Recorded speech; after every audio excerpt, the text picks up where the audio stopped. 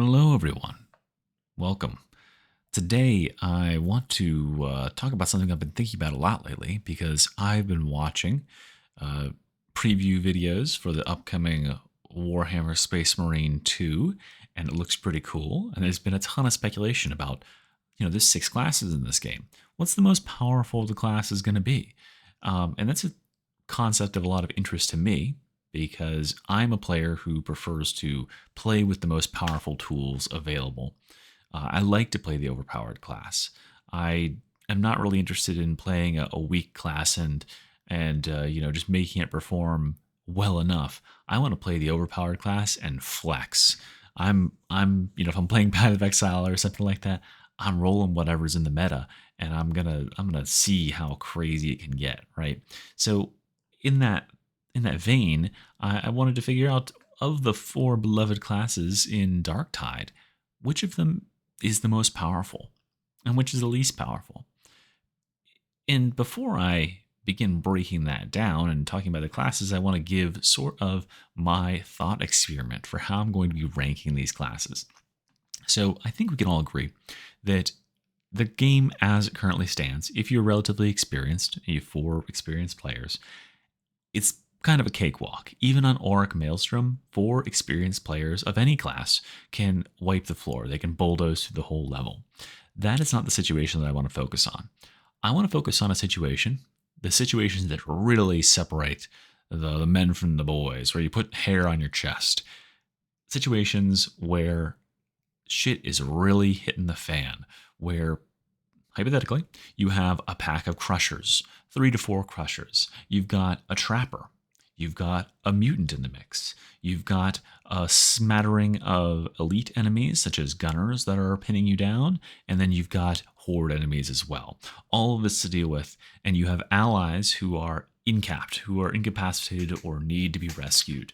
A clutch situation, if you will, but a really spicy clutch situation. Because I think those are the moments where we can really see what the classes can do to turn the tide, as it would be, to turn the dark tide, to play from the back foot, to take a really bad situation, flip it around, and start to claw your way back into winning this fucking thing. So let's talk about those classes in terms, keeping that hypothetical in mind. A situation that we are on the back foot, it's going poorly, but we're going to use the class itself and the tools that we might have to turn it around. And let's start in the top left here with the Ogren. So the Ogren, he is a big, beefy boy. He is the strongest of the classes, 300 HP. He gets very little toughness through his tree, and he has the most stamina of all the classes, meaning he can do the most blocking and shoving. However, he has the least crit chance of all the classes. He has a mere third of the crit that the Psyker has, and half of what the other two classes have. He doesn't take any reduced damage while sprinting, sliding, and dodging. This isn't always that relevant, but when you're an Ogren and your dodge is shorter than all the other classes, as in regards to the size of your character, uh, it does start to come into effect if you're taking damage while you're dodging. And that's a thing that I think really irks me about the Ogren, is that, a Zealot can dodge left and right nearly as far as an Ogren can, but they have a much smaller hitbox. So their effective dodge distance is something like 2 to 2.5 times the length or the width of their body. The Ogrens is like one body width. Which means you're not getting as much clearance when you need to dodge something, such as a trapper net or a mutant. How many times have you, hypothetical Ogren player in my audience, been clipped by one of those things when you would have dodged it on another class because you're just so thick? This also means you're going to take hits where other classes can play very nimble, agile, where you could effectively dodge and parry your way through an entire horde. It's almost inevitable when you're playing the Ogre that you're going to take some hits. Now, they have a ton of health, and they have a ton of toughness regeneration and toughness damage reduction that allow them to take those hits, right? The game designers knew what they were doing. They made him a meat slab because you're a bruiser. You're going to trade hits back and forth. So, yes, we can take we're going to take some punishment, but we can take that punishment. So it's kind of two sides of the same coin. Now, talking about our hypothetical situation where we need to get someone back up on their feet and deal with a lot of enemies, we have a couple of tools that are really useful for that. We can taunt. Taunting enemies drags them wherever you need them to go, so you could give them the old runaround. I don't think that point blank barrage adds much to the power level of the Ogren because this is very specific to gunning, and I don't think that the gunning is what you want in order to pull yourself out of this really bad situation. But the charge is really where the money's at because this thing lays all the enemies out on their ass, and it gives you a bunch of damage reduction and it regenerates your toughness, and then you can get people up off the back of it. This thing is really, really invaluable in that situation because you can bowl over the trapper and the 5 crushers that are after you. It doesn't matter. And then maybe on the backside of that, you can shoot a one of the single shot grenade launchers, or toss a frag bomb or a cluster bomb in the mix, and keep those enemies down and sort of level the playing field. And you're playing from a much better position now when you get that ally up. As far as talent trees down here, again, I don't think that this right tree really offers a whole lot in terms of power level when I'm ranking the Ogren. I think it's mostly the power is in these left 2 trees, and this middle tree here is more for playing defensively, and this left tree I think is really the meta tree, where you're seeing Ogrens with their big ass pickaxes demolishing enemies. This is the tree that they're playing from because you're just hitting so freaking hard. And that allows us to deal with things like crushers and bosses and maulers and reapers, etc. That other classes might have a little bit of trouble with. You've got the damage for it. The real thing that I think the Ogre struggles with is when enemies are at range, because there aren't a huge number of weapons in the Ogre's toolkit. Not looking at you, ranged Ogrens, but there aren't a huge number of weapons in the Ogren's toolkit that can deal with things like being pinned down by 2 snipers that are in a very good, they're in a very good position. You can't pick those with the grenade launcher. Even like in most of the Ogren's weapons are kind of good at medium range. So you're just going to have to charge in there through the hail of gunfire to make it to that Reaper and beat them over the head with a big piece of metal. You can take the abuse, but, in a really bad situation, that's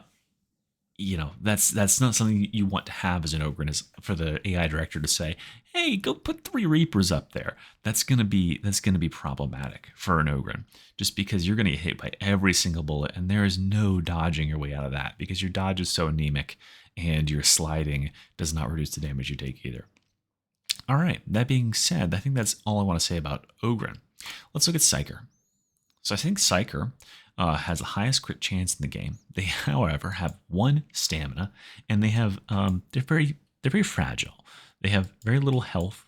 Their toughness can get pretty high, so that's good. That's generally the defenses they want to go for, and they do take less damage while sliding and dodging, but they're very slow. They have a very, very slow move speed when they're out of stamina, which happens very quickly. So they're not very mobile. They're kind of the class that wants to hang with the crowd and offer their immense damage. And they do have some really crazy damage. I mean, they can spread a bunch of fire to enemies. They can brain pop. They can smite to hold down enemies while your allies deal with everything. They can throw sails out there. And I think the thing that makes them the most powerful out of anything in their talent tree is the Telekine bubble. That is just a big force multiplier. It allows you to get into a room, create a forward position that you can fight from, and get a better angle and sort of push into the enemies. And then, of course, they've got infinite ammo, right? They've got staves that are all have varying like power levels, and I think some of them are very, very effective that could deal with a lot of the situation, the hypothetical situation we're talking about. However, when I think about it, if I'm playing Psyker and things are starting to go poorly, I don't have any one button that, like when we were talking about the Ogre, where I can just charge through and get to my ally and get them to their feet. having the bubble is really nice when you're on offense, when you're killing enemies, when you're killing enemies as fast as they spawn. But this is a situation where several of your allies have been down. And so they've not been doing their part in killing enemies, and now you have a lot of meat in front of you to carve through before you can help someone up. What do you do in that situation? And with Psyker, the answer would be kill faster. I mean, you've got a lot of damage here. We can kill people. We can kill like not many other classes can. But I just don't know if the overall potency in the skills is there to turn around a situation, a really bad situation. Not to say that Psychers couldn't play from behind in that same way, but I have much more often seen Ogren clutches than I have Psyker clutches, and I think that is because they don't have any like game changer abilities that like just flip everything on their head. I think the one ability that could help with that is Smite, because it can just stun an entire room full of enemies. However, you can't help an ally up while you're using Smite. So if you're in a solo clutch situation, that's not happening. And then we have the problem of having one stamina. Stamina, the more stamina you have, that means you can block more. And blocking is what you need to be doing when you're getting someone up. As soon as your stamina is broken, the revive is interrupted. So for Psychers, they basically need to be untouched while they're getting someone up or have stamina on their weapons or something. But even then, they're outclassed by the Ogren, because the Ogren has 4 stamina, and the Ogren has a passive that I forgot to mention, which is they are not staggered even when their toughness is broken or their stamina is, or I think their stamina does still matter, but they can be hit, they can be hurt while they're doing actions and still complete the actions. So in a bad situation, the Ogren can effectively trade some of their HP to do the hacking minigame or to help an ally or two to their feet. Even while being shot to shit by a bunch of riflemen, they can trade their HP for that, and it won't interrupt them. And sometimes that's absolutely what you need.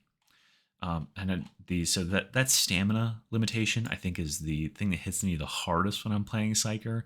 Is when you're in a situation where you're being overwhelmed, you need stamina, because you need to get people back to their feet, and you need to push them back, and push and cost stamina too. And so creating space like that, it can be really problematic. All right, let's go on to Veteran. Veteran is sort of in the middle of the two classes we looked at so far. They have a lot of health, a lot of toughness. I think they have the highest. They don't have the highest combined anymore because they've changed it a little bit. But after you get all the toughness those in the tree, they just have a lot of effective HP. And then they have a middle 5% crit chance, just like we'll see the Zealot does. And they have 2 stamina, so double what the Psyker has, half of what the Ogren has. It's an okay amount, but it's not crazy. Nothing to write home about. And then their modifiers to damage, they're only going to take reduced damage while they're sliding. But remember, they're a smaller class, so their dodges are more effective in terms of dodging damage than the Ogrens are. And then they're also very slow, just like we just saw with the Psyker. I forgot to point this out, but they're very slow when their stamina is depleted. So keeping a high stamina is important if you want to sprint around. They're not going to be as mobile as Ogren or Zealot are, but they do get a little bit higher base sprint speed. But I think where the real power in terms of the Veteran comes from is down here in their tree. And like we were talking about with the Ogren and the Psyker, they do have a few abilities that can absolutely turn the tide. That can take that situation that's going south and bring it back and put you in a level playing ground, or put you at an advantage. And I think the number one ability in the game for doing that is right here in the center of the Veteran tree, Voice of Command. So this thing is going to take all the enemies that are around you, that trapper, those 3 crushers, all of that, and it's going to knock them to the ground. And if you had just been shot to shit and your toughness was nearly broken, now it's full. It doesn't matter how much toughness you had before. If it was 0, if it was 5, now it's full, and it's 50 shield overcharged. And we'll talk in just one second here about why that can be exceedingly good too. But now you have cleared some space. You've given yourself instantly breathing room in order to get someone up.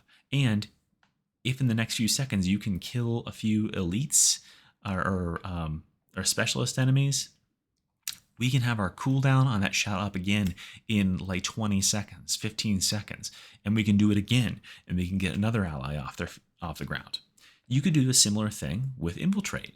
And I think the two classes, this one and Zealot, that have access to these invisibility skills, I think it raises their overall power level a lot in this hypothetical situation. Because having one person on the team who can just disengage and go and get the rescue, go and pick someone off the ground, go and do the objective that we can't quite get to, is really, really valuable. Because in order to complete the mission, thinking specifically about like Hab Draco here, the one where you have to hack the little things that are boring into the big fungus tree at the end, that can be really, really fucking tough if you've got all glass cannons. If you had 4 psychers, it might be really fucking tough, because keeping people that the exposed position that you're at, you can get shot, you can get like spawned on, all sorts of shit can happen to you.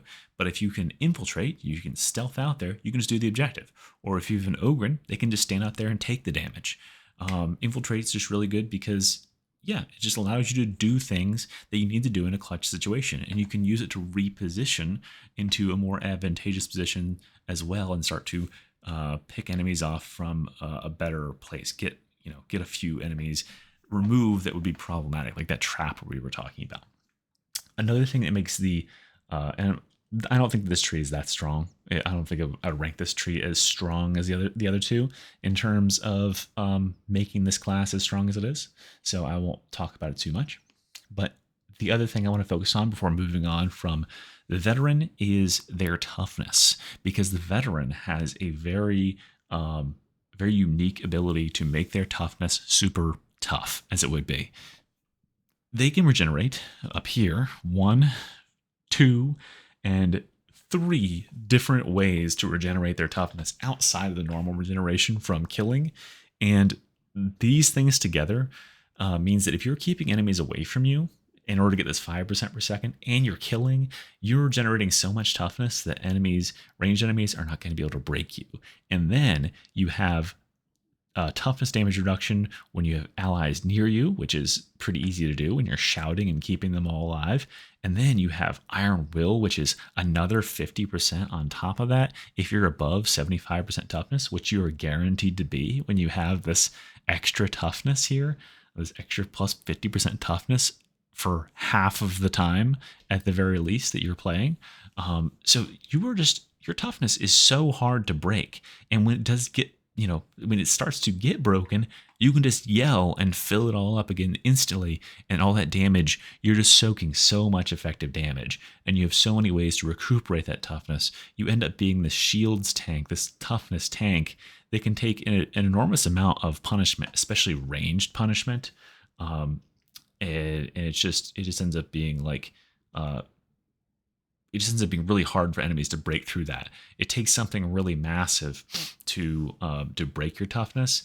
And even then, voice of command, if you have those golden overshields, you're immune to one-shot kills like snipers or crushers who overhead and down you. The only threat we might have as playing as a veteran is disablers, right? But again, voice of command, it's such a huge radius on that knockback. Trappers and dogs get knocked back by it before they're within the range to actually do their abilities, and you can just infiltrate and pick those enemies off in their own regard. And these 2 talent trees down here are just nice base power level increases. They have lots of good stat bonuses as well. So I think Veteran has a lot of strong tools for playing from behind. And then finally, the Zealot. The Zealot is my favorite class. Whether that means it's the strongest class, it remains to be seen. So the Zealot has something that's really good for playing from behind, which is they can take an extreme level of abuse.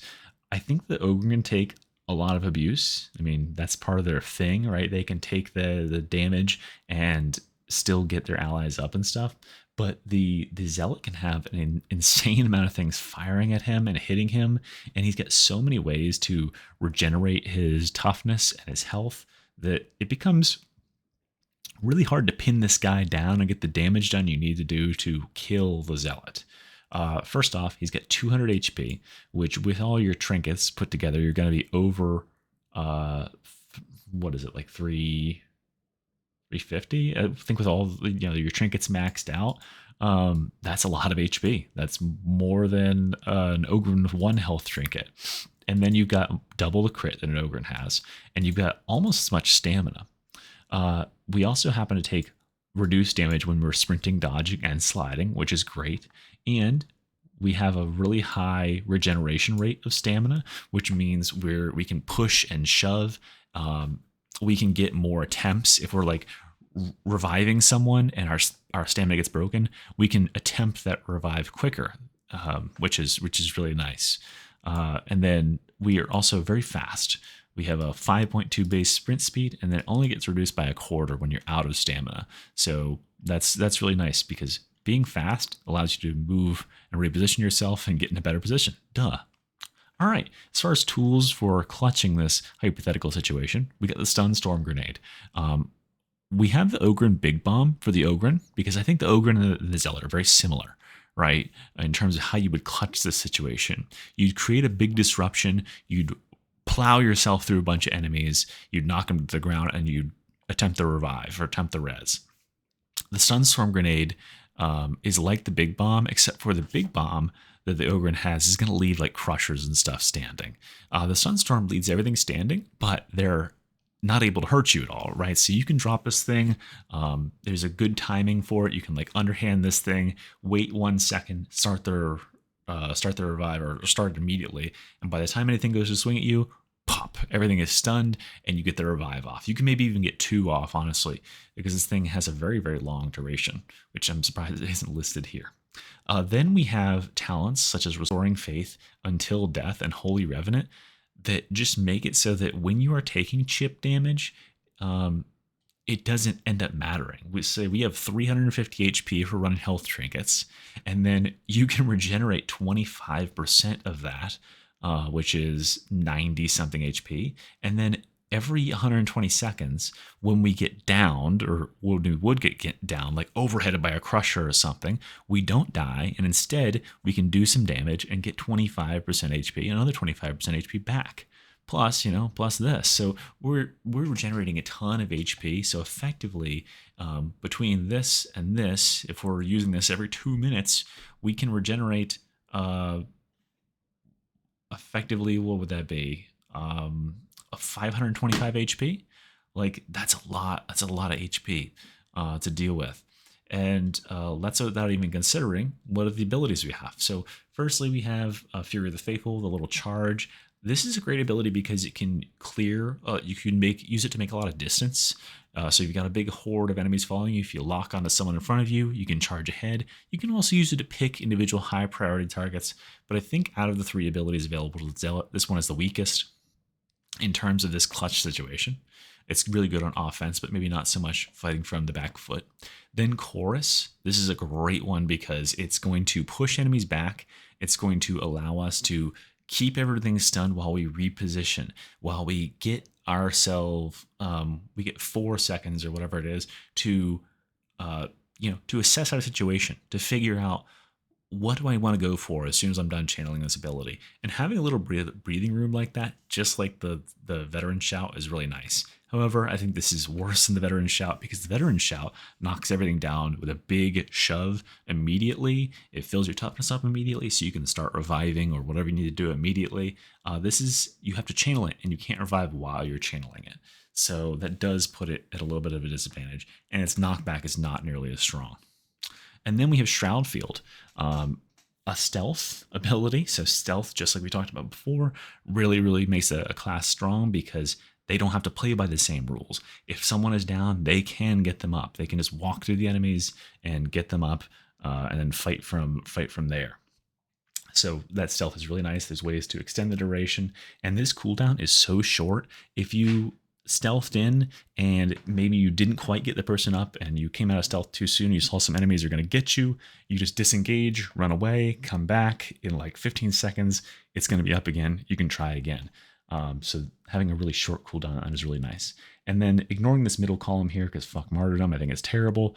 Blazing piety and inexorable judgment. Both of these are just nice passive increases to the stats of the character, which are also really nice. And I think the zealot and the veteran have a really great, actually, all the classes except for Ogren have a really great array of weapons to choose from.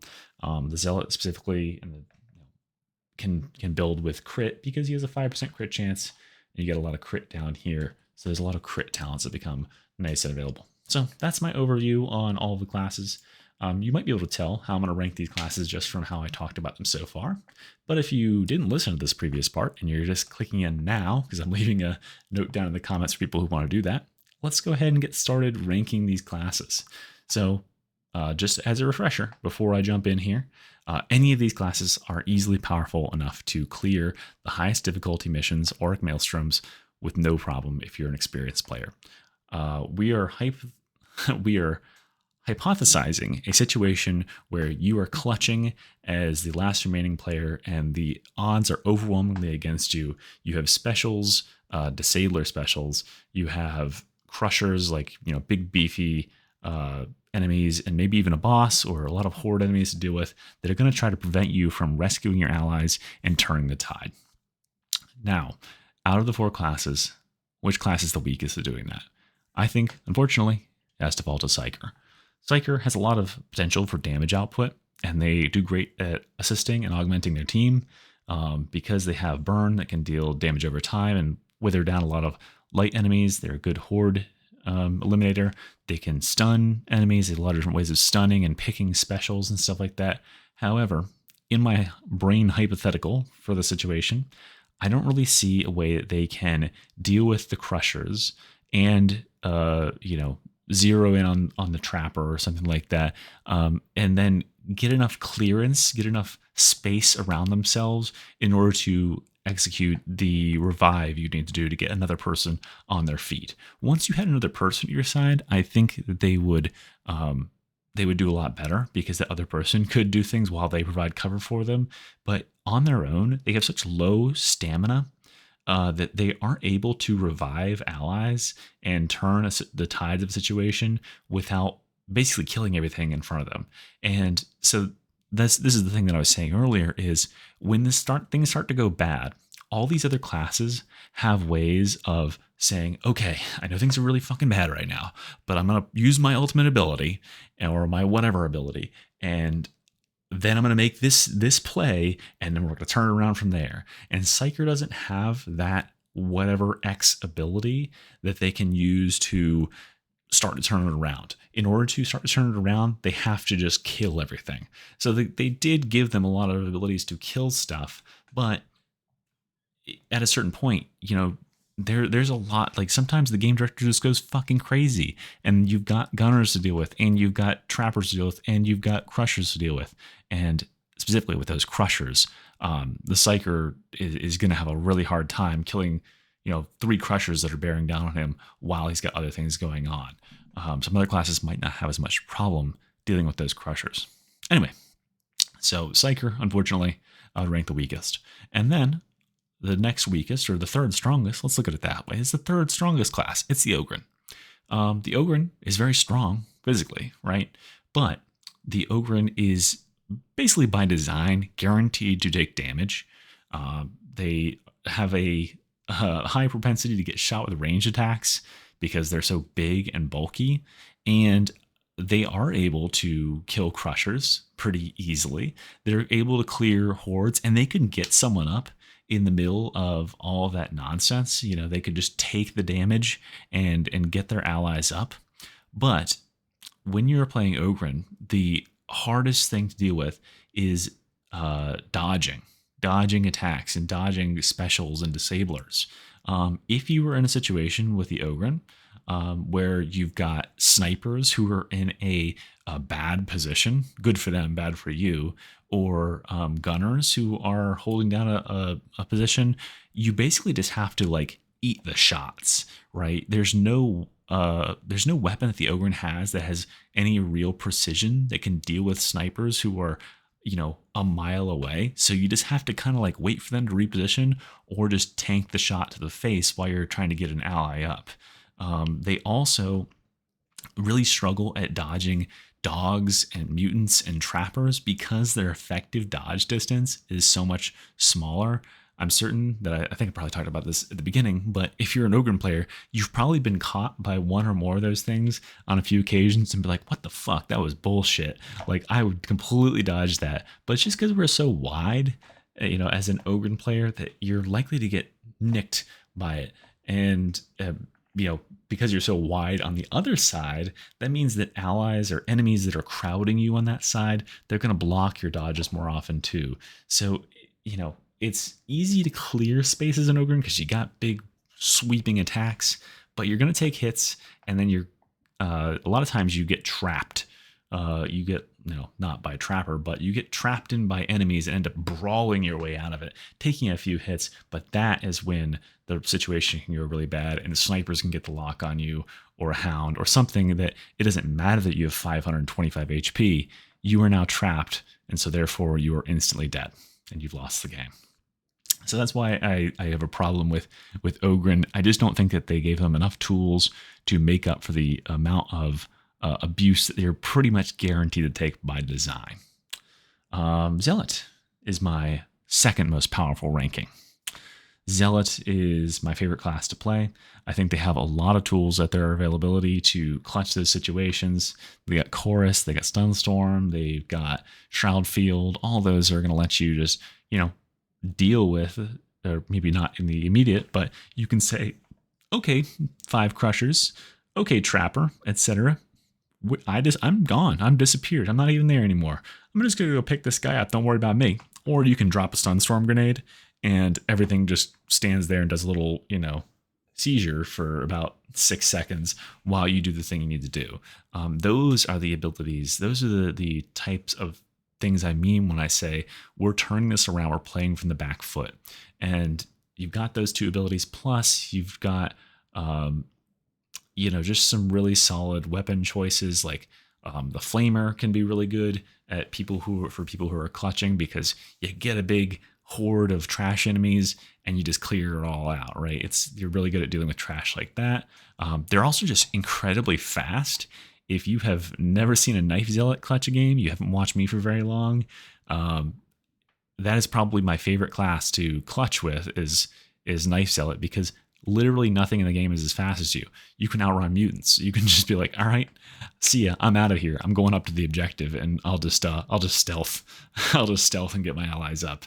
And there's really, there's almost no way you can die unless you are, just fumble into something playing with that much speed. So being fast, being able to reposition, being able to stun all the enemies and just help your allies back up, I think levies them to the second place.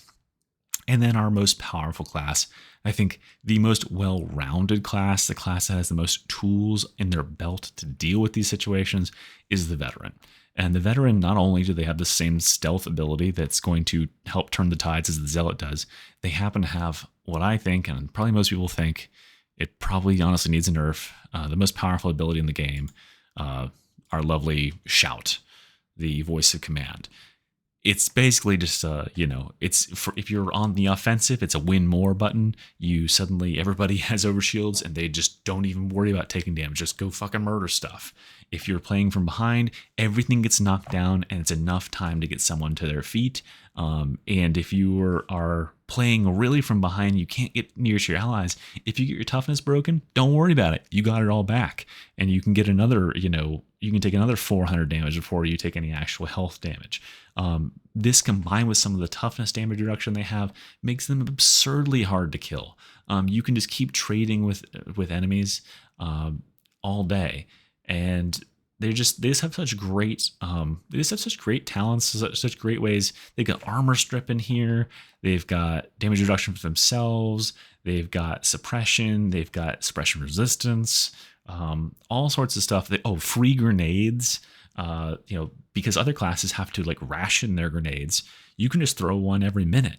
So, worst case scenario, you're in a really bad situation. You got a crack grenade, but you don't have one right now. You don't have to look for a box. Just stall. Just fight while you're waiting, and then throw that crack grenade and get it into the horde of crushers, or smoke grenade even, or whatever. Any of these grenades are fine, but it's a free grenade. Grenades are good abilities for helping to turn the tide, and you get them for free because most people are taking this talent here. There's just so many freaking abilities that the veteran has, in combination with having some of the best guns, some of the best weapons to deal with stuff. I mean, the power sword, it's sort of past its peak, but like the power sword just at one point in the game was like the one-stop solution to every type of threat you could come across in the game. 5 crushers would be scary to anything in the game except for a plasma cannon veteran who kills them all in one shot, right? I think the veterans really just got it all. If I was playing a new player, I think this is borne out probably by the stats in terms of what classes you're getting picked. But I would say the veteran is probably the most picked class, and that's with good reason, right? They're very powerful, they're very versatile. Anyway, guys, that is all for my review of these 4 classes. I'm very excited to take a look at the 6 classes they're going to be in Warhammer Space Marine 2 in a few weeks here. Hopefully, I've got a lot of crossover with that audience. I'd like to get some people watching me play that. Anyway, guys, if you have any hate speech or hate comments you'd like to leave down below for me ranking Psyker or Ogryn down there, I totally deserve it. The way I think about it is, if you are excelling playing one of these 2 classes, you are probably a very high skill player, and you probably would demolish even more if you played one of these 2 classes that I would consider easy mode. I stick to these 2 classes mostly because I like to play with the OP stuff, but I'm probably not as good as you if you could do as good as me playing Psyker or Ogryn. But yeah, just no problem. All opinions here, guys. Let me know what your opinions are in the comments, and I will see you all next time. Thanks, y'all.